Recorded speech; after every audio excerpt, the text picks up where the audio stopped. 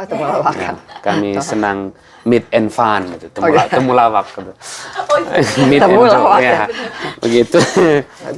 Jadi saya rasa ya kalau sebuah orang menderita karena alam, perempuan lebih menderita lagi daripada mereka semua.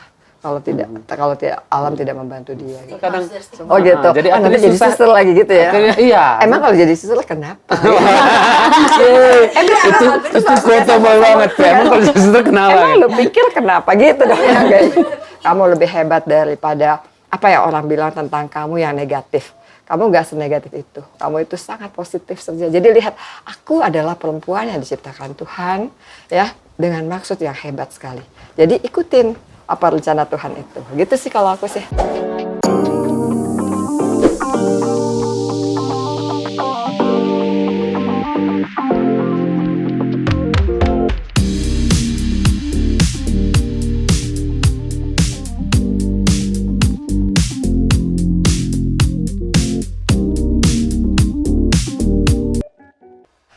Halo, selamat apa ini? Selamat sore. Nih. Selamat sore, Ustaz ya. Kita ada di podcast Salam dari Ruteng 020. Saya Armin. Kali ini yang jadi co-host saya adalah Else. Ya, apa kabar Else? Kabar baik kami, Tuhan, walaupun cuaca tidak iya, bagus. Iya, cuaca lumayan. Dan sekarang ini kita ada di Susteran Gembala Baik.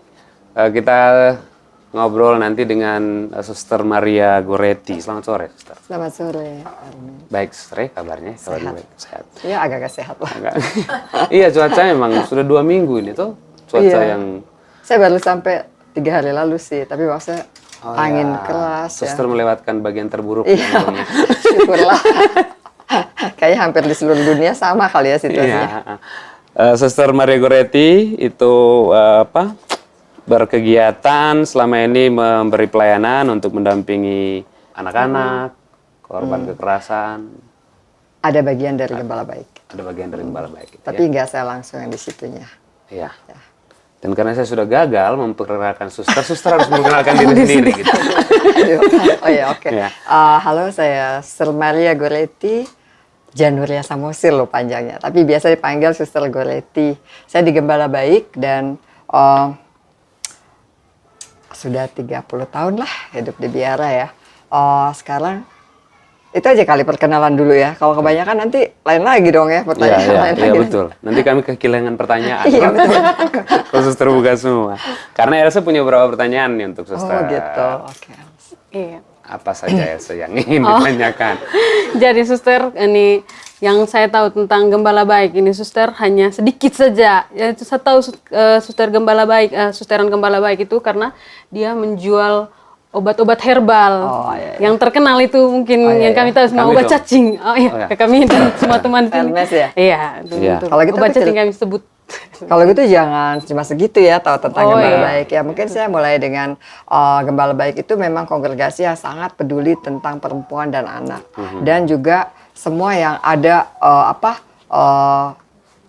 ada kesinambungannya dengan itu gitu ya, ada yang berkaitan dengan itu. Nah, kita sebetulnya menjadi biara di Indonesia itu mulai dari tahun 27 dan mulai di Jakarta 1927. Itu di Jakarta kita mulai dengan karena membantu daerah Kampung Melayu itu ada banyak perempuan-perempuan yang maksudnya perempuan-perempuan Indo ya, maksudnya yang ada blasteran tapi nggak punya tempat tinggal yang layak gitu ya. Terus jadi waktu itu kita diminta memang untuk bantu perempuan-perempuan itu lalu mulai membuat asrama untuk mereka. Di situ ada banyak yang remaja tapi belum pernah sekolah gitu kan karena situasinya di tahun itu ya masih nggak semua orang sekolah juga kan. Lalu membantu situ sampai akhirnya kita punya shelter semacam asrama gitu untuk mereka tapi juga disekolahkan. Tapi sekarang malah yang berkembang sekolahnya ini nih. Sekolahnya ada TK, SD, SMP di Jakarta. Kemudian sekolahnya namanya Sekolah Gembala Baik bukan? Bukan, namanya Santa Maria Fatima. Mungkin bingung kenapa Santa Maria Fatima gitu kan ada ceritanya juga. Jadi waktu zaman penjajahan Jepang itu tahun 445 ya, 43 ya gitu. Itu kan rumah kita semua itu kayaknya diambil tuh. Ya, ada yang lihat nggak apa-apa ya? Cek banget lagi. Baru sadar. Jadi waktu itu rumah kita sebagian tuh dijadikan hospital untuk sementara ya waktu itu. Terus kemudian mulailah bagian rumah kita diambil-ambil lagi tuh. Sampai suster-susternya tuh hanya ditinggalin rumah kecil dengan perempuan-perempuan yang dilayani gitu ya. Nah dalam keadaan itu mereka tuh berdoa melalui perantaraan doa Santa Maria del Fatima supaya gedungnya bisa dikembalikan lagi dan kita bisa melayani lebih banyak orang gitu. Lalu ternyata 4-5an tuh satu-satu mulai deh dikembalikan gitu. Semua. Memang janjinya begini waktu doa dengan Santa Maria melalui Santa Maria Fatima itu kalau sampai gedung-gedung ini dikembalikan kita akan buat gua yaitu gua Santa Maria Fatima. Okay. Dan akhirnya gua itu memang dikenal di 4 kota dekat situ ya. Jadi dari Jakarta, Bandung ya, Bogor, terus Tangerang itu semua pada doa di sana Itu gitu. guanya di dalam kompleks Di biara. dalam kompleks biara. Jadi ada di lapangan besar untuk yang anak-anak tuh, tapi situ juga ada Goa Maria Fatimanya. Nah, sampai saat ini tetap ada untuk apa namanya untuk ziarah Maria Fatima. Oh, dibuka ke Dibuka untuk publik. umum ya. Tadi untuk 4 kota itu kan. Jadi dari tanggal 13 Mei, Juni, Juli, Agustus, September, Oktober. 6 hari pertemuan, 6 hari doa gitu loh. Dan memang banyak orang yang kalau kita dengar mengalami sesuatu dari situ, nggak cuma agama Katolik gitu loh. Yang agama lain juga ngalamin yang namanya nggak punya anak jadi punya anak itu dengan doa itu gitu. Jadi itu ada di Jakarta. Lalu kita punya rumah di Bogor, ada Ruteng, ada Kalimantan, di Jawa ada 2 rumah, 1 rumah untuk pembentukan. Di Jakarta ada 1 rumah, ya itu aja kayaknya. Batam 1, tapi itu komunitas satelit gitu, komunitas yang berinduknya pada Jakarta. Gitu. Kalau Ruteng ini memang dia sendiri, punya.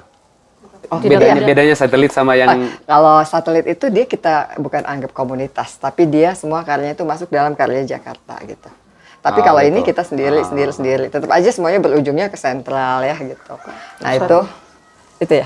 Ya, itu Oh iya, kerjaannya jangan cuma buat itu. Emang itu hal yang bagus juga di sini. Tapi kita mulai dikenal karena perempuan dan anak-anak gitu ya. Iya. Jadi kita punya beberapa shelter seperti di Jogja untuk unwed mom ya, ibu-ibu yang hamil di luar nikah tetapi tidak bisa dibantu oleh keluarganya. Misalnya keluarga tidak terima atau marah atau gimana ya.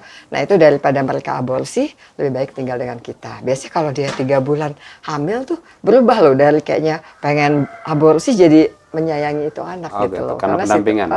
Karena situasinya kan teman-teman yang lain juga kayak pada mendukung ya. Kalau yang satu baru lahiran, yang lain pada ikut gendongin anaknya gitu. Jadi itu. Jadi lebih ke perempuan dan anak-anak.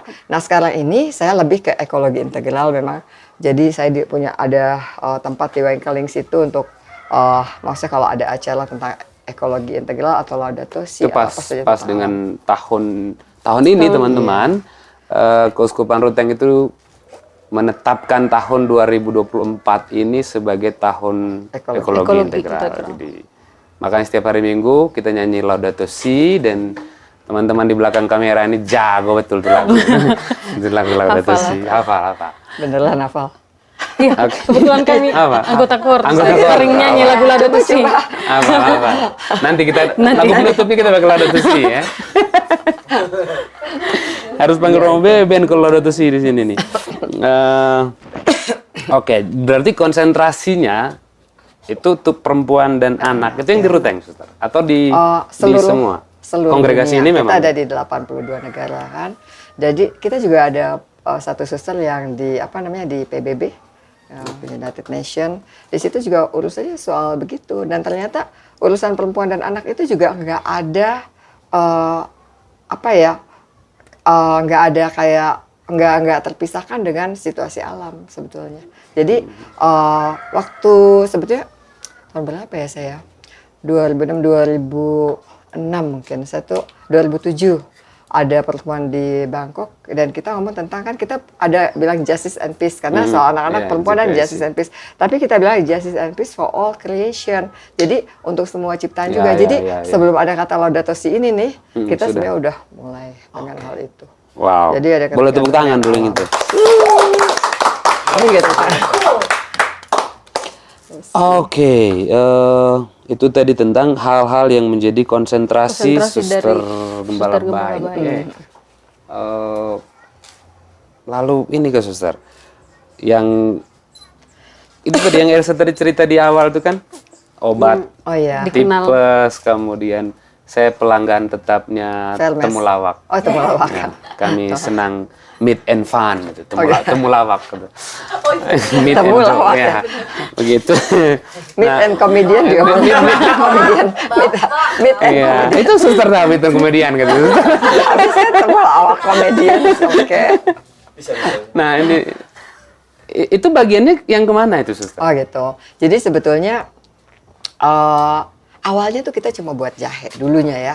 Jadi kan ada romo-romo datang dari mana-mana gitu. Dan Ruteng kan dingin ya, mungkin ada perbedaan. Jadi mereka kadang sakit apa. Terus suster tuh biasa kasihin apa namanya jahe, minum jahe. Kemudian ada satu suster yang bantuin juga, buat kayak pemberdayaan perempuan tuh, buat dari jahe itu gitu. Mulai dengan kerjasama dengan paroki dulu gitu loh.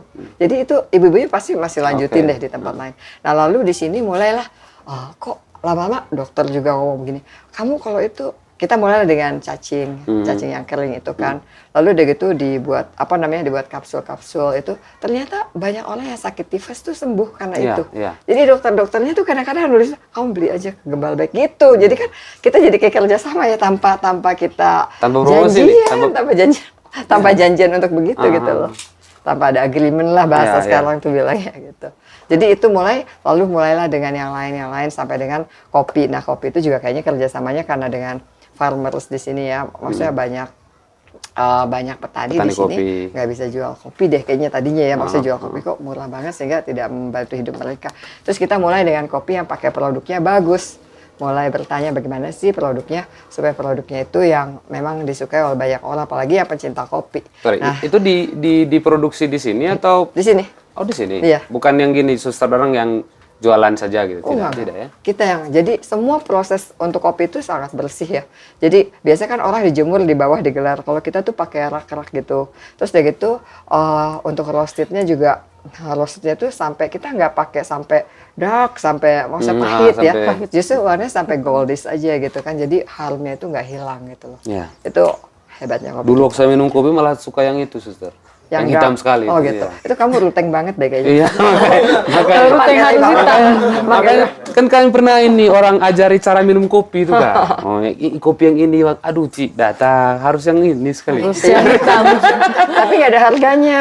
Iya. Begitu kita punya kopi kan segini aja kan espresso udah jadi mahal kan. Iya. Yang itu tidak bisa jadi espresso. Nggak bisa. Dan maunya satu muk lagi. Iya, Kita segini, espresso tuh segini gitu loh. Nah, termasuk ini minuman yang ini juga. Oh iya. Yang kita minum. Ini juga apa nih? Ini dari daun miana. Daun miana. Gitu. Jadi kayak promosi nih dikit. Ya, daun miana. Tapi ini dibuat homemade ya. Jadi maksudnya kita cuma rebus aja terus dikasih, kalau suka gula dikasih gula sedikit, kasih lagi jeruk di atas sih. Ya. Daun miana. Saya tuh kan selalu takut dengan apa tuh suster? Herbal. Bukan, minuman yang baru. Oh gitu. Oh pantas tadi saya lihat kamu berdoa deh kayaknya mau minum. Allah. Kayaknya begitu deh. Tapi enak ternyata. Bunga yang kami tanam itu. Ini dari bunga ya. Itulah kenapa kita perlu bersyukur ya sama Tuhan tentang alam. Karena sebenarnya banyak disediakan tuh. Tadi kita ngomong daun bendes segala ya, jadi sayur ya kan. Daun yang nggak ada kayaknya mungkin ya nggak ada kali kalau Jakarta ya. Mungkin cuma ada di sini kali ya. Daun apa? Daun bendes. Enak banget loh. Sang bendes. Saung bendes tuh. Saya hanya hafal nama Latinnya kalau. Cia. Tidak tahu. Tidak tahu. Tanya apa itu? Tidak tahu. Bertumis paling enak. Iya, ini Bisa juga banget, suster kan sudah cerita tadi. Namanya misi pertamanya membangun ini susteran Gembala Baik itu adalah lebih ke bagaimana pemberdayaan perempuan dan anak-anak. Kemudian saya mau tanya lu suster tadi sudah cerita panjang, tapi mungkin suster bisa cerita dari tahun berapa suster gabung di biara ini, dan terlibat aktif sampai di urusan ekologi integral begitu. Jadi saya tuh mulai masuk setelah saya kuliah dan bekerja ya sebagai konselor sekolah. Kemudian jadi panggilan tua ya bilangnya. Tapi sebenarnya saya udah pengen jadi suster tuh dari kecil. Cuma orang tua tuh nggak kasih. Saya kan cucu pertama di orang Batak ya pakai namanya ya. Nggak boleh dong ya kan. Nggak boleh banget gitu loh. Sampai pas sudah mahasiswa tuh sebelum pergi emang sempat ngomong sama Romo Anton Konseng almarhum. Dia bilang, mungkin bagusnya kamu masuk ke Merino Sister atau ke Good Shepherd Sister gitu kan, Gembala Baik atau Merino Sister. Itu karena saya setelah kerja saya cari waktu libur, pergi ngunjungin yang Merino juga, ternyata pas mereka pindah ke tim-tim, saya juga pergi ke sana, lihat lagi. Akhirnya saya sakit perut di mau nentuin mau yang mana, kayaknya semuanya bagus gitu ya. Dua-duanya bagus. Tapi ya udah surat yang pertama datang tuh dari Gembala Baik. Akhirnya udah saya masuk Gembala Baik. Jadi saya mulai masuk pada tahun 1993. Saya menjadi postulan, aspiran luar, bilangnya kita datang sekali seminggu. Kemudian saya di novitiate 2 tahun, itu di Bantul. Lalu mulai berkarya tahun 96 itu di Gembala Baik Ruteng gitu. Nah dari Ruteng itu, ya waktu itu saya membantu di TK. Nah setelah itu saya diminta untuk menjadi misionaris di Ethiopia, itu sampai tahun 1999 karena saya harus ambil tahun teologinya 1 tahun. Kemudian 2000 itu saya diundang lagi ke Ethiopia kembali di situ. Saya tambah lagi 6 tahun. Baru dari situ saya pergi ke Belgia untuk sharing value Europe. Itu saya membantu di 10 negara Eropa untuk ekonomi, untuk membantu di 54 negara yang ada Gembala Baik yang menghasilkan karya-karya yang bisa ditunjukkan bukan soal barangnya tapi cerita di balik itu. Jadi seperti ada satu orang bapak yang buat patung Gembala Baik perempuan, ternyata dia tinggalnya di hutan, dia buat itu hanya untuk membiayai anaknya sekolah gitu. Jadi cerita di balik itu yang bisa jadi hadiah yang lebih bermakna daripada sekedar beli dari toko gitu ya. Itu yang dipasarin. Jadi jalan sedikit ke sana jadi ada Suster cerita nih, saya ke Ethiopia kemana? Kami paling jauh nih, ke Ende. Saya juga Clara Tukal, karena lebih jauh dikit. Lebih jauh lagi suster. Saya sampai di Ende. Oh Mere, Ende ya. Ende mau Mere. Lalu ke Ruteng tahun berapa? Waktu itu 96 kan, 96 terus ke sana. Kemudian lanjut sedikit ya. Tadi dari Belgia, tapi kerjanya di Amersfoort kan. Saya cuma setelah 2 tahun dari situ, saya pengen, karena di situ komunitasnya saya cuma berdua, kayaknya kok sepi banget gitu ya. Saya bilang saya kembali deh ke Indonesia gitu ya. Lalu saya balik ke Indonesia, saya bertugas di Kalimantan. Kalimantan itu 6 tahun. Kemudian saya pergi ke Kalimantan, Jakarta, di situ saya bantu di yayasan. Baru kemudian ke Bogor 2 tahun untuk di asramanya. Lalu sekarang ini di sini dari tahun 2022.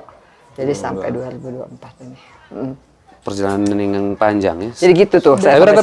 Rata-rata anak-anak perempuan kecil Katolik rajin sekolah minggu dulu. Itu memang cita-citanya jadi pertama jadi suster. Oh gitu ya? Saya enggak deh. Enggak ya? Saya enggak pernah sekolah minggu masalahnya. Kamu salam dulu sih dari tadi. Iya, kita punya riset bagaimana nih? Tim risetnya bagaimana? Tim kerjanya bagaimana? Aduh. Dan ada anak-anak kecil tuh biasanya karena sering didampingi para suster itu Biasanya pengen jadi sosok seperti itu. Tapi ketika masuk remaja Sudah mulai berubah cita-cita. sudah mulai menolak. tapi juga kan itu karena panggilan. Bayangkan nih, biar rata-rata yang kita kenal tamat SMA kemudian jadi postulan gitu. Suster malah setelah bekerja itu ya. Tapi panggilannya kan banyak ditahan kan, maksudnya kata waktu SD mau SMP, mah aku mau jadi suster. Ah, mana itu? Nggak usah, katanya gitu kan, nggak boleh. SMP, mah aku mau jadi suster, aku nggak mau SMA. Mana ada suster yang nggak sekolah gitu gitu. Terus akhirnya pas waktu SMA juga bilang, mah aku nggak usah kuliah, aku pengen masuk biara. Dia bilang, nanti kau keluar nggak bisa apa-apa gitu kan, kamu kuliah dulu. Ya udah kuliah. Tapi Good Shepherd ini memang pusatnya di mana, Suster? Di Perancis, di Angers, tapi kalau untuk rumah administrasinya di Roma. Ya. Tapi dia awalnya tumbuhnya dulu dari di Perancis. Angers, Perancis. Oke. Jadi mulai dari situ. Nah ini semangat kongregasi secara keseluruhan kan memang ini yang perempuan dan anak-anak. Ini ada moto kita nih ya bagus. Setiap pribadi jauh lebih berharga daripada seluruh dunia. Jadi bahwa kalau ada satu pribadi yang kita butuhkan, yang lainnya lupakan itu dulu. Karena kan Good Shepherd ya nggak? Iya. Gembala yang baik. Iya, saya pernah lihat tuh tulisan dulu. Di sini mungkin. Iya, di sini. Waktu datang dari depan. Iya pribadi ya. Kalau mau beli temulawak. Bisa jadi ada juga di sana ada. Gitu ya. Ya, apalagi itu semangat tadi ya. Kemudian apa? Nah, sebelum Mungkin nanti Elsa mau tanya lagi kali. daripada nungguin dia baca-baca. Saya baca Iya, Udah suster, siap-siap. apa namanya, suster. macam puzzle lagi sama pertanyaan. Saya harus Jadi suster kan sudah gabung di sini. Jadi ada bagian misinya itu memang untuk ini pendampingan perempuan dan anak-anak. Tetapi kemarin waktu kami datang survei ke sini, kami dan suster lebih banyak menjelaskan tentang ekologi integralnya, pemanfaatan buminya untuk umat manusia. Karena seperti yang suster pernah bilang, suster omong kemarin itu, perempuan dan bumi itu saling berkaitan satu ya. sama lain. Jadi mungkin suster bisa ceritakan sedikit yang suster lakukan di bagiannya suster ini di ekologi. Iya, saya bersyukur ya boleh dipercaya untuk ekologi integral di provinsi dan saya memang base-nya di sini ya. Tapi saya mencoba mempunyai teman-teman yang lain kan, maksudnya seperti ke keuskupan maksudnya ke Puspas ya kan, juga ke GPIC-nya SVD gitu. Saya coba kerjasama dengan sekolah-sekolah segala. Tapi yang paling saya pengen adalah bahwa setiap orang tuh dengerin ajakan dari Bapak Paus Fransiskus ya, yang tahun 2015 itu kan Laudato Si, terpujilah Tuhan ya kan. Jadi kalau orang nggak bisa melihat itu, berarti dia juga nggak bisa melihat hidupnya itu penuh rasa syukur gitu loh. Saya rasa pada saat orang bisa mensyukuri hal-hal sederhana, oh ya terima kasih daun bendesnya ya, ternyata gitu kan. Hal yang sederhana itu kita juga akan bisa melihat banyak hal yang kita syukuri dalam hidup kita. Bahkan dalam keadaan yang nggak begitu menguntungkan ya di mata orang, itu juga ada pelajaran yang Tuhan kasih di situ sebenarnya. Saya melihatnya itu loh. Dan kenapa perempuan, waktu itu ada beberapa, kadang-kadang saya suka nanya nih, tapi tanyanya di tingkat nasional, maksudnya tingkat Indonesia. Bagaimana menurut kalian kalau seandainya perempuan harus dipisahkan dengan alam, bisa nggak? Nah, mulailah mereka berpikir tentang air. Waduh, kalau perempuan nggak ada air, apa yang terjadi ya? Nggak bisa masak, nggak bisa minum, nggak bisa apa. Dan perempuan yang paling bahaya, paling di base-nya lah. Ya coba, aduh mau masak untuk anak nggak bisa masak, nggak bisa kan? Suaminya mungkin kerja ya, nggak pikir tentang hal itu, tapi ada banyak perempuan. Terus belum lagi urusan perempuan sendiri. Misalnya bukan hanya untuk kita mandi, minum, dan lain, untuk yang pas lagi dia menstruasi, itu bisa dibayangkan sulit banget gitu loh. Nah itu, dan karena waktu saya lama di Afrika tuh saya juga ngelihat loh bagaimana perempuan itu tuh memang nggak bisa jauh dari alam gitu ya. Dia kalau lihat foto-foto mungkin ada gambar-gambaran, kalau saya waktu di desa saya ngelihat perempuan tuh bawa kayu-kayu ampupu itu loh, di sana tumbuh ya. Maksudnya itu kayu ampupu hanya untuk kayu bakar. Ya kan, maksudnya dari jauh jalan tuh. Terus juga pernah satu kali ke seperti daerah Koka namanya di situ ya. Itu tuh daerah panas banget, 45 derajat Celcius. Kita segitu meter aja tuh kayaknya udah silo gitu loh, saking panasnya. Saking panas ya. Terus udah gitu saya lihat orang tuh ngambil air, satu jerigen yang besar itu mungkin jalan 1 kilo. Ya kan, jalan begitu loh. Udah wanita yang tua ini loh bawa, aduh kasihan banget dia bawa sendiri tuh. Ya untuk hidup dia, nggak bisa. Jadi saya rasa ya, kalau sebuah orang menderita karena alam, perempuan lebih menderita lagi daripada mereka semua. Kalau tidak alam tidak membantu dia gitu. Semua yang, makanya saya pernah tuh ada satu gambar ya, perempuan Afrika nih. Dia gendong anaknya, dia buka batu, maksudnya mau tidur anaknya di situ. Di bawah batu itu ada ular. Apa yang dia buat? Dia taruh kembali batu itu, lalu dia pergi, mulai itu, tapi dia gendong anaknya. Karena dia berpikir tentang dia. Kalau ular dan anak-anaknya ular itu terjadi apa benar sama dengan aku gitu loh. Jadi dia belajar semuanya dari alam. kayak punya pukul tuh lah kalau pukul di sini. Iya benar. Dapat lihat kaget injak. Takut kan daripada kita ketemu lagi coba. Pasti deh. Katanya ular itu suka inget ya siapa yang pukul loh. Jadi hati-hati juga diikutin lagi. Aduh, janganlah. Nah, lalu apa persisnya yang dilakukan oleh teman-teman di Susteran Gembala Baik ini dalam hubungannya dengan lingkungan dan perempuan tadi? Ekologi integral. Kalau saya sih lebih program-program apa itu yang? Iya. Kalau kalau untuk mempromosikan ekologi integral ini saya lebih pada emang awareness sih. Jadi maksudnya karena kayak waktu itu kerjasama dengan Unika ya kan, maksudnya undang mereka untuk kadang-kadang kita ngomong tentang alam itu ya segitu aja gitu loh. Belum pengen mendalami kenapa sih kita perlu begitu. Terus kalau udah ada macam-macam bencana masih ada yang nggak percaya juga kan, bilangnya begini, ya alam itu kan udah ada siklusnya kayak gitu kan kan. Iya. Tapi kalau dilihat, kalau waktu itu saya pernah ya di Bandung juga ikutan kursus kayak gini deh, Green Leader bilangnya. Nah di situ aku juga kan banyak orang yang datang tuh, maksudnya narasumbernya yang orang dari BMKG gitu ya, untuk yang lembaga itu. Dia tuh cerita kalau orang nggak mau percaya tentang ini terserah, tapi kenyataannya memang alam kita sebenarnya sudah krisis gitu kan ya. Lalu dibilang, sampai saya sempat tanya, terus kalau kayak di Luteng gimana dong? Mereka pikirnya kan Luteng itu sama dengan Flores yang lain semua kering gitu kan. Ya. Terus saya bilang, enggak Pak, di tempat aku tuh justru hujan terus gitu. Terus bilang, kalau gitu kesempatan susah ngumpulin air, karena belum tentu air itu akan cukup. Jadi kalau ke tempat saya tuh ada banyak kontainer air ya, maksudnya di sini di sana. Karena saya pikir, iya betul juga. Kalau kita mau peduli, apa sih yang bisa kita buat sekarang? Bukan untuk mencegah, tapi jangan sampai sebelumnya, jangan sampai kita betul-betul kekeringan banget. Nah, itu. Semangatnya mirip lah, Suster. Syekh Golino itu kan ini, artinya menarilah bumiku. Oh gitu ya. Menarilah kau bumi. Jadi komunitas ini juga semangat awalnya didirikan supaya lebih dekat dengan alam gitu. Bukan lebih dekat sih, ya lebih aware, lebih peduli, lebih menghargai, lebih menghargai gitu. Jadi latihan awal-awal itu sulit, Suster. Maunya membuang sampah gitu aja. Gitu. Minum air Pak di tumbler. Iya, gitu ya. kayak gitu-gitu. Jadi terus juga saya pernah begitu buat masakan gitu pakai daun pisang ya. Pikirnya gitu, bener-bener, aneh deh. Digituin Bu di sini nih, dia bilang kayak nggak salah apa. Yang banyaknya emang itu. Masa pakai daun singkong ya nggak mungkin kan. Mendingan kecil, pakai Suster. terlalu Tidak kecil. cocok dengan kain punya perut kalau daun singkong ini.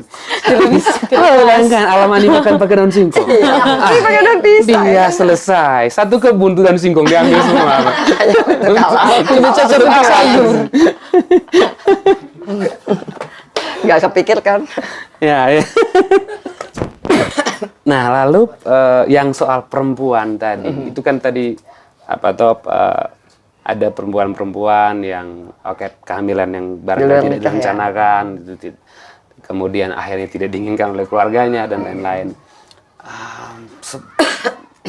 Seberapa sulit sih, Suster, pendampingan hal seperti itu? Saya juga pernah ya bantu di sana. Ternyata setiap orang yang membantu di sana itu dikasih berkat yang lain.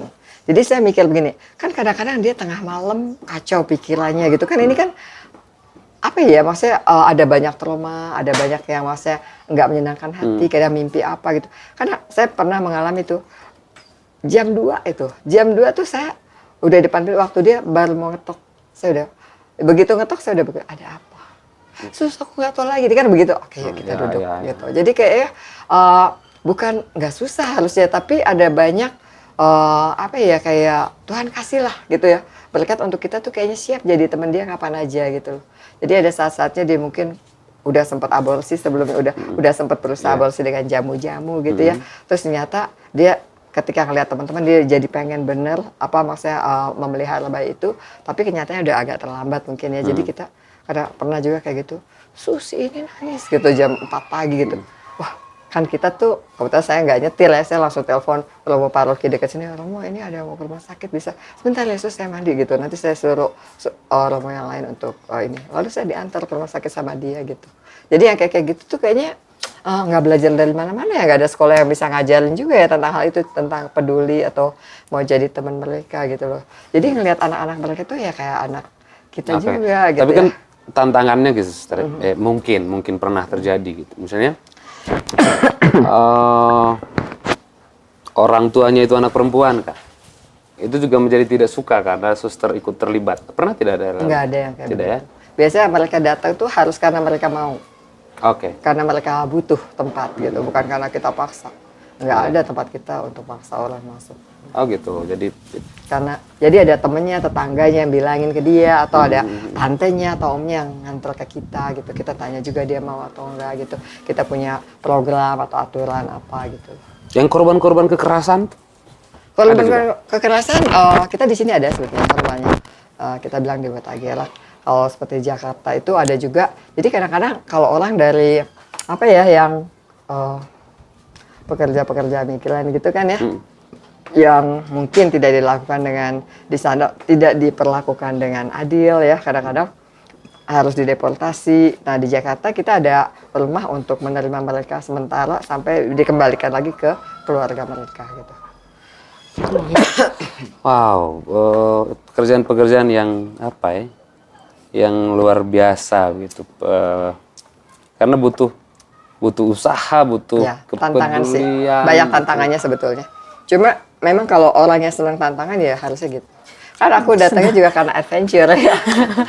Iya ya. Iya dong. Kalau memang maunya cuma di dalam doa itu masih kontemplatif. Kita juga ada kontemplatifnya loh, Suster Gembala Baik itu. Jangan gitu Suster, saya juga kontemplatif soalnya. Oke.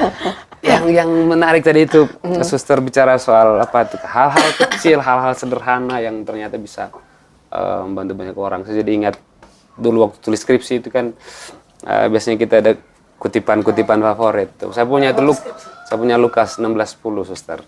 Barang siapa setia pada perkara kecil, dia akan setia pada perkara-perkara besar. Dan itu Betul nggak? Betul kan ya? iya. Amin. Saya benar terjadi. Saya pernah punya pengalaman tuh waktu di Afrika itu, saya kan di Ethiopia ya. Nah, saya tuh membantu perempuan-perempuan yang terkait dengan pelacuran. Jadi mereka berdiri-diri tuh di pinggir jalan tuh ya, kayak jual diri gitu ya. Nah, tapi kita ada center tempat mereka datang ketemu, ngobrol, minum kopi gitu, spinning ya kan buat benang itu. Itu biasanya pada hari Selasa atau Selasa dan Kamis. Nah, pada hari itulah saya bisa ngelihat mereka diperlakukan seperti apa oleh pelanggan-pelanggan mereka itu gitu. Jadi kadang-kadang saya lihat tuh mereka pakai kacamata hitam ya, kelihatannya kayak keren gitu. Begitu saya bilang, tolong dong buka, kayaknya kacamatanya bagus. Enggak sus, enggak.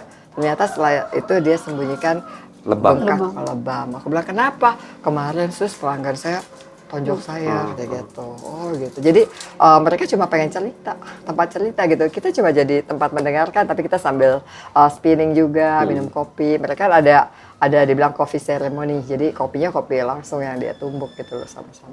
Kayak gitu. Dan ternyata kalau ngelihat ya, saya kagum sama perempuan-perempuannya. Biarpun dia tuh udah tersangkut dalam pelacuran, ternyata alasan pertamanya adalah ekonomi.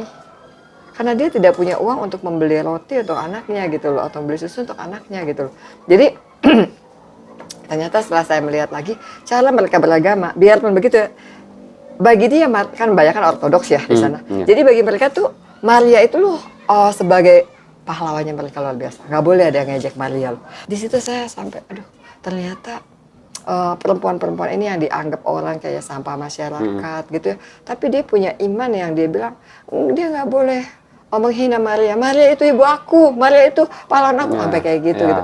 Terus aku mikir, di tempat kita yang kita biasa ke gereja, apakah kita ada yang mau membela Maria sampai seperti itu gitu loh.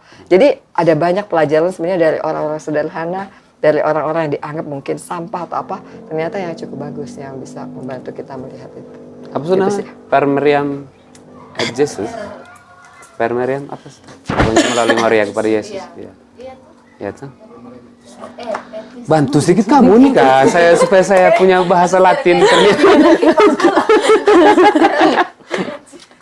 Ini Suster, kalau misalnya kegiatan pendampingan itu Suster tadi kan ceritakan yang di luar gitu. Kalau kegiatan pendampingan anak-anak dan perempuan-perempuan yang di Gembala Baik sendiri, yang di Ruteng sini. Kalau di sini kan lebih ke KDRT. Jadi itu tapi kita tuh lagi punya kayak program jangka panjang. Jadi 2 tahun pertama ini kita lagi kayak mengumpulkan data, mengolah data gitu ya, untuk melihat orang-orang muda ya di sini yang migran.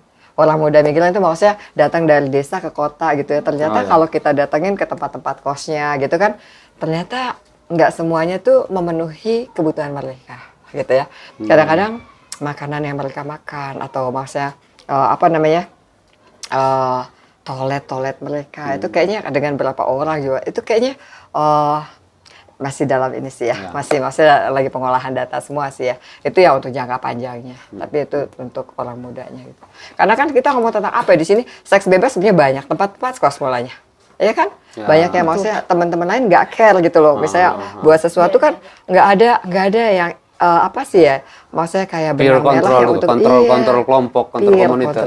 Yang maksudnya bisa bilang, lu jangan gitu loh, gitu kan. Maksudnya nggak ada yang begitu, nggak ada yang bilang, lu ngapain lu gitu. Terus ya sekarang isu orang pergi ke Labuan Bajo, masuk ke kapal, balik lagi. Kan ada tuh. Itu kan isu-isu yang sebetulnya harusnya diomongin gitu di sesama mereka, tapi itu kan enggak. Semua jadi kayak tutup mulut gitu tentang itu. Nah, Suster tahu tuh ya. Saya pikir hanya saya yang tahu tuh. Yang cerita ke kapal tuh. Oke. Baru tahu Suster. Iya, benar tahu, itu. Suster. Ya. Teman-teman kita kan cerita kan. Kontrol sosial itu penting sekali. Iya. Nah, lalu itu kekerasan, kemudian yang itu tadi akhirnya terjebak pada pergaulan yang tidak diinginkan, tidak disarankan, dan kemudian membuat mereka rentan terkena penyakit, HIV. gitu ya, betul ya, infeksi. Kemudian ini suster, apa tidak pernah menangani apa tidak suster? Ini korban trafficking misalnya, perangan Oh iya, perempuan. iya. Saya baru aja cerita tadi waktu di Batam itu ya, ada 6 orang yang maksudnya kita bilang yang rescued ya, maksudnya tentang dari situ gitu loh. Saya pernah ngomong sama mereka juga sih pas lagi di situ. Mereka cerita pengalamannya, ada yang maksudnya dari Sulawesi ya ke situ kejebak gitu loh. Ada yang dari Jawa ke Batam, di Batam ternyata apa namanya? Dimasukkan ke rumah belimbing sebutannya, kayak rumah prostitusi gitu kan. Ya, ada yang terjebak, yang lari, yang kabur, yang akhirnya tinggal di tempat kita gitu. Jadi itu yang saya bersentuhan langsung sih dengan maksudnya korban-korban trafficking itu. Jadi hasil penjualan karena tidak tahu. Dan juga pernah kan dari Singapura segala suster-suster kenal juga ya. Jadi kadang-kadang mereka juga telepon, "Gue tolong dong, ini nih ada orang yang mau dipulangin gini gitu kan." Jadi kita di sini oke, kita akan jemput gitu loh di Jakartanya. Jadi kayak gitu. Kalau diurut-urut nih suster, di dalam pendampingan suster selama ini paling banyak apa? Kekerasan atau apa? Atau trafficking atau kehamilan yang tidak direncanakan atau apa? Kalau kehamilan yang tidak direncanakan itu kan emang apa sih, kerjaan lama kita ya. Ya. Kerjaan yang udah dari kita di Jakarta udah mulai kayaknya gitu kan, itu udah, dan di seluruh dunia tuh kayak gitu tuh kita ada gitu tempat itu gitu loh, untuk shelter seperti itu yang banyaknya kayak gitu sih. Sekarang ini trafficking banyak banget, maksudnya kita ngomong trafficking dari sejak tahun berapa ya saya ngedenger itu, dari 2000-an kayak kita udah mulai ngomong gitu. Suster-suster di Belgia itu juga sempat, jadi getarnya kita tuh sama semua. Jadi kayak waktu pernah kan di Belgia, aku tinggalnya di Belgia, terus dia bilang ini, "Gol, aku nanti mau ketemu cewek ini," dia udah pakai telepon kan mau bilang saya ketemu di sini. Jadi tuh udah ngomongan sama polisi, tapi terakhirnya nggak bisa juga. Nah yang kayak gitu loh, malam pergi ke sana ngeliat ternyata tetap nggak bisa, ternyata masih dijagain sama cowok itu gitu. Ya kayak gitu tuh sering gitu loh. Nah tadi kan ngomong tentang HIV ya, aku tuh aku tuh pernah ya, kita kan kayak yang perempuan yang involved dengan prostitution itu kan ada juga yang kena begitu kan. Nah, pernah waktu di Ethiopia itu, waktu mereka dapat seperti itu kan, sebetulnya itu rahasia ya. Tapi karena kita boleh nggak cerita gitu. Akhirnya kita tahu ada 3 orang teman-teman kita itu kena gitu. Terus aku bilang gimana ya. Akhirnya kita kerjasama sama kongregasi yang lain, yang satu menyediakan medical untuk ininya dia, kebutuhan medikalnya kayak medicine atau apa gitu. Yang satu lagi mungkin ngebantu untuk makanan dia sehari-hari, karena berarti dia mau nggak mau dia nggak boleh kerja di jalan kan gitu kan. Nah kan kita nggak pernah bisa menarik orang yang involved dalam prostitution untuk bilang stop working, stop bekerja di situ, lalu kita nggak kasih apa-apa kan nggak mungkin. Jadi akhirnya, dan itu juga ceritanya semua pada sedih gitu. Maksudnya kayak yang satu perempuan itu dia punya anak perempuan lagi masih kecil. Nah dia punya 2 adik yang shoe shiner yang ngebersihin sepatu itu, satu lagi ibunya itu pernah yang buat gorengan kayak kacang-kacang gitu loh, dia di oseng gitu, cuma kena stroke. Itu kayaknya ada virus yang buat dia nggak bisa gerakin. Jadi dia untuk menghidupi semua keluarga itu kan ternyata. Nah kalau dia berhenti terus gimana gitu. Waktu kita tanya sama orang tuanya, gimana menurut ibu tahu nggak kalau dia kerja apa? Bagi kami dia tetap pahlawan kami. Nah yang kayak gitu loh ya, maksudnya sedih banget ya kalau misalnya. Nah jadi ternyata masalahnya di Ethiopia itu kan orang tidak mau bicara tentang HIV. Mereka menganggap HIV itu sebagai penyakit yang kotor, penyakit yang menjadi kutukan Tuhan gitu, dan itu nggak ada di Ethiopia gitu. Nah jadi kalau ngelihat di daftarnya maksudnya di rumah sakit ya nggak ada banyak gitu, tapi dalam 1 bulan kadang-kadang 3-4 orang meninggal karena itu sebetulnya. Dan itu kan mixing dengan TB ya kan, dengan TBC itu. Jadi saya pikir gitu. Nah kalau di Indonesia di sini ya, maksudnya di Manggarai, kayaknya juga orang nggak cerita bukan karena tabu ya, tapi mungkin karena nggak enak aja atau nggak mau cerita lebih luas. Padahal kalau dia cerita, dia sebagai survivor, tapi yang mau sharing tentang hal itu mungkin akan lebih banyak orang berjaga-jaga gitu. Oh ya, sebelum aku melakukan ini, sebelum aku buat itu gitu. Mungkin ini jadi satu sarana untuk harus hati-hati juga. Itu tadi Kak Suster, itu fenomena-fenomena yang kita tahu ada dan kita tahu arahnya bisa membuat apa? Dia berpotensi terkena HIV misalnya, tapi kita tidak bisa bagaimana omongnya gitu Kak Suster. Saya tahu nih, ada kelompok yang sekarang lagi sering dibicarakan orang-orang, misalnya, ada beberapa anak perempuan yang dibawa ke Labuan Bajo, kemudian nanti dipekerjakan di di kapal, di akhir pekan, kemudian balik lagi ke Ruteng. Kita tahu tuh fenomenanya ada gitu. Lalu kita tahu, oke, potensinya kalau dia tidak melakukannya secara safe misalnya, gitu, maka dia akan terkena HIV dan kemungkinan dia berpotensi menularkannya kepada orang yang lain lagi. Tapi tidak, bagaimana cara omongnya, bagaimana cara, atau siapa yang harus terlibat di ini barang supaya katakanlah ada pemahaman. Kalau dia tidak benar-benar tidak bisa berhenti misalnya, tapi dia tahu bagaimana harus melakukannya dan lain-lain. Itu siapa yang harus ngobrol?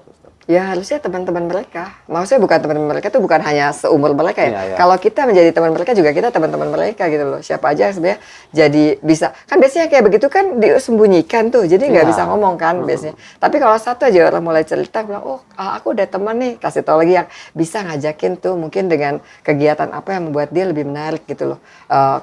Ke tempat yang baru daripada ngomongin tentang seksual itu gitu. Bukan ngomongin malah melakukan tentang seksualitas itu. Sebenarnya kan seksual itu sesuatu yang nggak usah dianggap tabu ya. Harusnya dibicarakan ya. Iya. Mungkin perlunya forum-forum kayak gini nih yang ngajak ngomong orang muda nonton terus ngeliat gitu ya. Maksudnya ya asik loh gitu loh ini ngomongin tentang ini. OMK bikin apa biasanya untuk pendampingan? OMK sih, bukan OMK. Oh OMK. OMK. Dia kan anggota OMK Katedral. Oh gitu. Iya, suster. Dia produser pementasan OMK masih menarik tablo. gak sih? Menarik, OMK suster. masih menarik. Aku tanya nih, OMK masih menarik gak? Menarik, suster. Berarti acara-acara kamu menarik, ya kan? Kalau misalnya ada acara-acara menarik orang muda, itu akan membuat dan baru bisa masuk yang lebih dalam lagi. Kan kadang-kadang orang begitu kan karena nggak punya teman kan? Kan misalnya orang dari desa tinggal di kota, dia nggak punya teman, dia diajakin hal yang buruk ya ikut gitu. Hal yang baik dia mau tapi nggak ada yang nawarin gitu kan hal yang baiknya gitu. Atau juga mungkin karena dia dianggap eksklusif itu kan suster. Padahal sebenarnya kan itu komunitas yang inklusif, tuh dia bisa bergabung dengan misalnya OMK orang langsung pikir tekstkor, Tidak banyak latihan kegiatan. sharing kitab suci. Jadi padahal sebenarnya UMK itu banyak sekali kegiatan menarik. Sebetulnya atau misalnya suster-suster di Gembala Baik. Misalnya orang bisa suster nanti langsung jadi aspiran lagi yang kayak gitu-gitu. Terus jadi aspiran tuh gak gampang loh. Banyak Ya, tidak kan, coba yang orang pikir begitu Iya. tuh. Kadang Oh gitu. jadi Nanti akhirnya jadi susah. suster lagi gitu ya. Akhirnya, iya. Emang kalau jadi suster kenapa? itu kota banget tuh. Emang kalau jadi suster kenapa? Emang lu pikir kenapa gitu dong ya guys? Iya. Iya, Kayaknya oke begitu. juga kok jadi suster. Bukan maksudnya ada jarak informasi itu Kak Suster antara teman-teman yang bergiat di luar untuk kemudian bisa membangun jejaring dengan para suster Gembala Baik misalnya yang sebenarnya sangat inklusif, sangat terbuka kan untuk bekerjasama Iya. gitu. Welcome pokoknya semua aja ngomong tentang hidup tuh welcome ya ke Gembala Baik sebetulnya. Kebetulan juga UMK ada mau lakukan seminar tentang kesehatan. Mungkin nanti bisa kerjasama dengan susteran Gembala Baik di sini. Asik. Iya. Boleh Ada satu saya rancangan, salah satu rancangan ya. Iya. Nanti kegiatannya bisa dibawa Boleh, yang di boleh. tempat apa itu Suster? Kemarin. Kita ada pondok di bawah Ada pondok itu. besar. Maksudnya nggak ada kayak beginilah pondok cuma kan di atas gitu ya. Bambu. Bambu. Kalau kata orang sini bilang gini, sus tau nggak kalau yang punya rumah kayak ini cuma orang miskin. Oh, aku bilang ini kan alam. Aku bilang gitu. Aku pengennya pakai alam. Kalau pakai gini kan bersih banget. Aku bilang. Pondok sebut sudah jangan gubuk ya. Iya. Nah, kalau gubuk pondok. langsung ingat lagu dangdut. Yang bilang gak gubuk siapa? Jangan, jangan. Enggak pondok loh. Jangan. Pondok. Kalau gubuk itu gubuk derita ya. Dangdut banget Di deh. dalam gubuk bambu. Itu kayak punya generasi itu. Itu generasi dangdutnya saya itu. Bukan generasi. Tetir tahu dia ada di TikTok tidak itu lagu ya. Aku buatin aja. Katanya nggak Iya, tiktokan. ada di TikTok. Oke, suster, kegiatan Minumannya tuh ada itunya deh, Iya, kayaknya ada ada smoothnya smoothnya. nggak diminum sih, kamu Iya, cuma iya. jangan doang. Iya, bukan. Tadi sudah minum, suster. Kegiatan-kegiatan yang biasa dilakukan, kegiatan harian yang berhubungan dengan ekologi integral dan juga perempuan tadi selama ini. Aku sih tuh buat ekoenzim, klasik enzim tuh kan. Kayak Itu jual, suster. nggak Boleh. usah. Nggak usah Betul. diambil, pokoknya tahu aja tuh klasik enzim. Ya ini nih bengkelnya saya untuk klasik enzim dan ekoenzim. Kalau di sana tuh saya biasanya juga buat kayak apa sih, dari kayak recycle, tapi bukan recycle kali ya. Kan kain-kain yang maksudnya udah Kain-kain bekas. sisa-sisa itu, sisa-sisa aku buatin tas gitu loh. Tapi yang ada gaya-gaya apanya, Manggarai ya kan. Oh ya. Saya coba lihat. Jadi waktu festival Golokue, Jauh. Iya.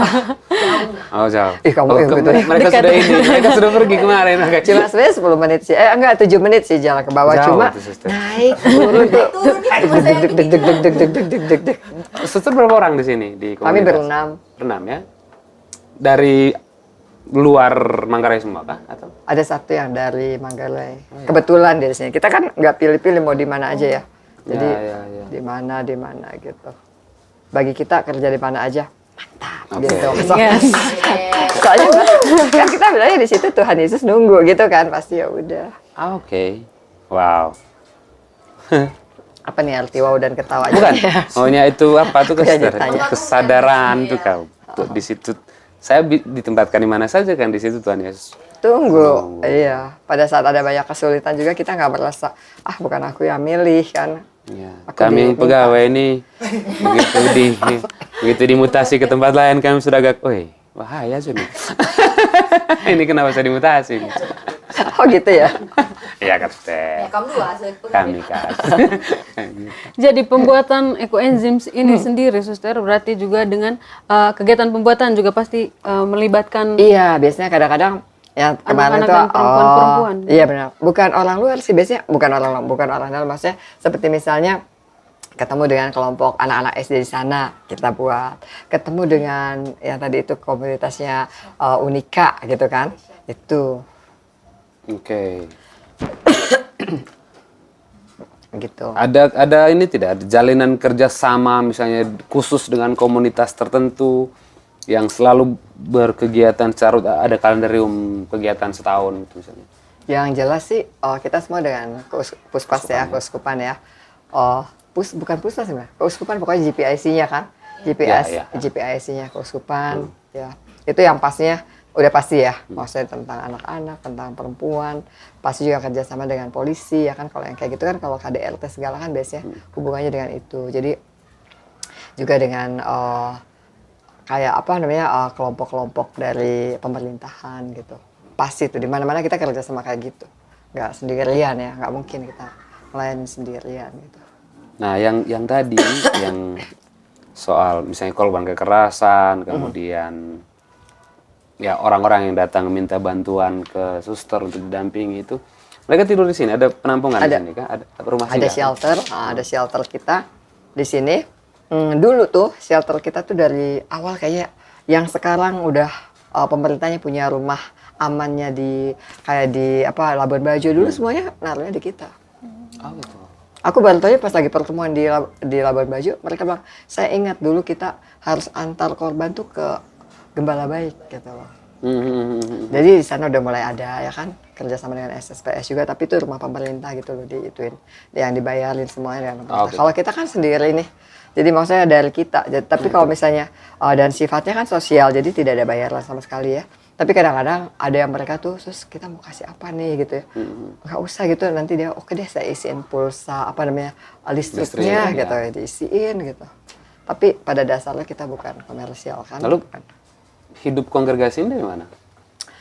Ada macam-macam sih ya, maksudnya nggak tahu ya, ada donatur juga, tapi juga kita sendiri sih kadang-kadang kalau kerja kan ada aja stipendium sedikit ya. Terus juga kalau dari seperti kopi atau apa gitu segala itu ada hasilnya kita itu. Tapi Gembala Baik itu dari dulu, saya dari awal ya masuk tuh kayaknya belajar apa-apa tuh dengan tangan dulu loh, buat apa-apa kayak buat kerajinan apa gitu. Itu hasil-hasilnya. Suster ke depan mau bikin apa lagi, Suster? Selain kampanye, selain mengajak lebih banyak orang untuk aware gitu, ada hal-hal lain yang ingin dikerjakan atau akan dikerjakan? Kalau saya sih pengen deh, maksudnya ada orang-orang di sini juga yang punya semangat sama gitu loh dengan saya gitu ya. Bukan hanya dengan saya, tapi dengan semangatnya Gembala Baik gitu ya. Semangat yang maksudnya mau bantu banyak mau terlibat banyak, terus mau peduli ya kan. Itu sih yang saya harapkan ada orang-orang. Sekarang lagi mau buat kayak tim-tim gitu loh teman-teman gitu yang kadang-kadang kan ada yang pensiunan, sebenarnya mereka orang yang sangat berdedikasi gitu ya. Jadi itu yang lagi saya ajakin gitu, mereka tuh guru yang tadinya cukup dedikasi cukup tinggi tentang pendidikan. Nah, aku ajakin untuk tim aku di ekologi integral. Tapi aku sih berharap ya semua orang tahu tempat itu, terus mau menggunakan itu, karena itu tadinya dari tempat yang kayaknya nggak pernah disentuh orang gitu loh. Padahal ya ada rumah juga di situ dekat Wengkeling itu kan ketutupan sama semak-semak gitu, segala semuanya itu udah kita bersihkan semua. Jadi pondoknya juga dibuat kayak gitu, memang nggak hebat sekali ya, bukan karena tujuannya bukan soal kita mau mewah nih. Dan saya pikir kalau bisa untuk tempat itu udah bagus gitu loh. Ada banyak orang yang menggunakan itu, saya juga akan senang gitu loh. Oh gitu, boleh ya. Berarti Segolino bisa nanti kapan-kapan. Segolino bisa. Ada jalan apa di bawah yang? Iya, Wengkeling. Ada jalan Lewat. Wengkeling. Pasti sebelah Wengkeling itu ada jalan. Jalan beneran. Jadi gitu. Ya. Ibu ketua susah kita punya. Ibu ketua siapa? Ini ya, beliau. Dia susah kalau jalan-jalan, suster. Dia maunya guling-guling. Kenapa kan sehat? Iya, suster. Nanti. Gimana sih? Setelah taping. Sampai lupa ya. Pokoknya ini kayak ini sama-sama sih. Iya. Oke. Oh, berarti tempat itu bisa diakses oleh banyak orang. Bisa. Dia maksudnya lengkap. Kalau kayak kemarin Unika tuh sebenarnya berharapnya 2 kali ya orang camping di situ gitu loh. Ada pendopo, tapi maksudnya pendopo itu ya. Lalu ada tempat untuk campingnya, tapi kemarin pas datang lagi belum bersih ya. Iya, pas. Saya juga baru datang ninggalin 2 minggu tuh, jadi nggak ada yang ngelihat rapihnya. Kalau biasanya sih rapi lah. Karena suster sendiri Dipotongin. yang urus dan jaganya. Iya, saya panggil orang sih yang untuk iya. motong rumput segala, tapi maksudnya saya ada di situ biasa. Oh, panggil orang bisa. Siapa yo? Bisa kiri alamannya. Bisa bantu. Bantu. Tidak, maksudnya kalau Segolino bisa bikin kegiatan di sini, bagus toh nama komunitasnya Segolino, kemudian Iya kan dengan berkegiatan di alam. alam. Benar, Kita dengan dulu alam. pernah bikin project ini, suster. Kalender. Kalender untuk bumi. Oh gitu. Jadi Terus kalender untuk bumi ngapain aja? dia Kapan itu berisi menanam? kampanye anti sampah gitu. Kemudian oke. kalendernya dibuat dari kertas daur ulang Oh gitu. Gitu. Dapat kertas daur ulang dari mana? di Surabaya, suster. Oh gitu, bukan dibuat sendiri. Bukan. Ya lah malu banget. Buat sendiri dong. Nanti kan setelah itu baru kita Sama tahu, saja. setelah itu baru kita tahu ternyata susah bikin kertas daur ulang. Makanya Enggak seharusnya. ya. Nggak, Dia lebih kan mahal kan kalau sebenarnya. beli. Kalau kita buat sendiri kan dari jangan koran ya. Kalau di Jakarta sih biasa buat kayak begitu. Suster bisa buat semua, bagaimana suster? Nanti bisa latih suster. Karena Nanti bisa ya. Karena melihat kebutuhan kan. Jadi kita bisa karena lihat kebutuhan itu. Ah, gitu. Ada pelatihan-pelatihan seperti itu tidak, suster? Mau, coba siapa yang tertarik ya, saya mau ekoenzim aja mempromosikannya. Padahal ekoenzim itu bagi saya nih sebagai satu sarana untuk tidak menimbulkan banyak karbon ya kan, sama gas metan kan. Iya. Jadi semua sampah basah itu, tapi kulit-kulit ya, kulit-kulit buah itu harusnya jangan dibuang supaya tidak ada pembusukan, tapi dibuat ekoenzim itu gitu. Iya. Kulit pisang apa Iya, gitu ya. kulit harusnya. pisang, kulit jeruk saya lagi ada tuh bahannya, nanti mau buat besok-besok. Saya mau ngajak anak-anak SD Kumbadu. Oh iya suster. Ya paling Ada dekat. program-program ke sekolah-sekolah gitu, suster, atau? Saya yang undang ke sekolah, maksudnya saya yang undang mereka, mau nggak ini gitu kan. Ah, gitu. Kalau nggak ada yang tahu, jadi saya, Iya. jadi promosinya kayak gitu. Kan nggak semudah, yuk seminar kan gampang tinggal dengerin, tapi kan, yuk kita buat ini gitu loh kan. Itu harus jelasin dulu kenapa kita buat Iya, ini, iya. ada filmnya, ya kan mereka lihat lagi. Oh ternyata apa yang sederhana yang saya buat dari mengumpulkan kulit jeruk, kulit pisang, kulit pepaya itu dan dibuat, disimpan selama fermentasi 3 bulan itu ternyata bisa menghasilkan tadi ada untuk obat luar, itu kan untuk ekoenzimnya dan macam-macam gitu. Itu dijual. Saya jual. Sebetulnya kalau waktu di Bogor saya nggak pernah jual itu loh, saya kasih. Tapi di sini ketemu sama Romo Robert, dia bilang jangan sus, itu justru biar Iya. semangat orang buat. Oke deh, aku setuju dengan cara pikir itu. Oke, untuk yang butuh ekoenzim bisa datang ke Gembala bayi. Gembala Baik. Sekarang Gembala Kemudian Baik. Ada batara. ada temulawak, ada Ada apa tuh namanya itu cacing kering tuh, suster? Fairness. Hermes sih. Saya pernah kirim ke Bejawa dulu, datang beli sini karena waktu itu ada yang tipes di teman yang tipes di Jawa, kemudian Belinya dari sini. mintanya belinya di sini. Telepon. Saya tuh baru tahu waktu itu justru. Oh, justru karena Nah, dia. justru dia, tolong kesusaran Gembala Baik. Hah? Oke. Gitu. Setelah itu akhirnya menjadi salah satu pelanggan temulawaknya. Oh, Enak. gitu. Temulawak yang tanpa gula itu enak. Tapi kalau Fairbanks itu saya udah ngeliat sih buktinya. Maksudnya waktu di Kalimantan kan saya bawa biasanya kan untuk obat kayak kalau kita mau demam atau apa kita pakai gitu kan ya. Nah terus udah gitu saya masih punya ada berapa mungkin ada 12 butir gitu ya. Terus ada ibu tuh nangis-nangis katanya anaknya udah masuk ke rumah sakit pakai ambulans kan itu 6 jam perjalanan. Terus di sana nggak bisa lagi, terus dibawa lagi pakai ambulans lagi, badannya udah kering banget, kurus banget. Terus udah gitu, aku ada di situ bilang, nih Bu coba pakai ini aja gitu. Sampai sekarang hidup itu. Sampai sekarang kuliah kedokteran tuh udah selesai. Yang tadinya udah, dokter udah bilang udah nggak usah, bawa aja ke rumah. 6 jam loh dengan ambulans, pergi Oh, seminggu di rumah sakit. Jadi saya udah lihat, oh ini memang benar untuk yang tifus itu. Ya, suster, sesuai dengan misinya tadi yang di awal pemberdayaan anak-anak dan perempuan. Jadi mungkin ada pesan-pesan khusus suster untuk kami-kami di luar sana yang tidak tahu bagaimana caranya untuk menanggapi orang-orang yang ada di sekitar kami yang terkena kekerasan atau iya. KDRT begitu suster. Jadi mungkin ada pesan apa yang bisa kami lakukan Oh gitu, yang kamu menanggapi lakukan atau situasi mereka? tersebut. Kami Bisa, dan kami orang-orang dulu. yang Terutama yang apa nonton. tuh? Mulai dari kami sendiri. kan, suster. Melihat ada situasi tapi Kalau kita yang lihat, aku rasa yang paling baiknya kita menjadi peduli. Nah peduli itu bisa aja dengan melaporkannya. Itu aja yang paling pertama ya. Kalau bisa sanggup gitu melihat, merelai ya bagus juga. Tapi yang paling pertama itu dulu deh, melaporkan atau kalau bisa. Kan kadang-kadang kalau dalam keadaan panas gitu, kitanya juga bisa kena kan, melaporkan aja. Gitu loh, itu pertama. Terus kalau misalnya bagi teman-teman perempuan ya, teman-teman perempuan dan anak-anak nih ya. Saya cuma punya pesan gini, tolong hargai diri kalian karena Tuhan itu menciptakan kita itu dengan maksud yang sangat luar biasa. Sekecil apapun atau sederhana apapun yang kita punya ya, talenta kita atau mungkin kemampuan, pengetahuan kita, pengalaman kita mungkin tidak banyak, tapi Tuhan memberi sesuatu yang istimewa di dalam hidup kita. Dia punya rencana hebat. Jadi jangan disisia-siakan ya untuk yang muda, untuk anak-anak muda, remaja putri ya.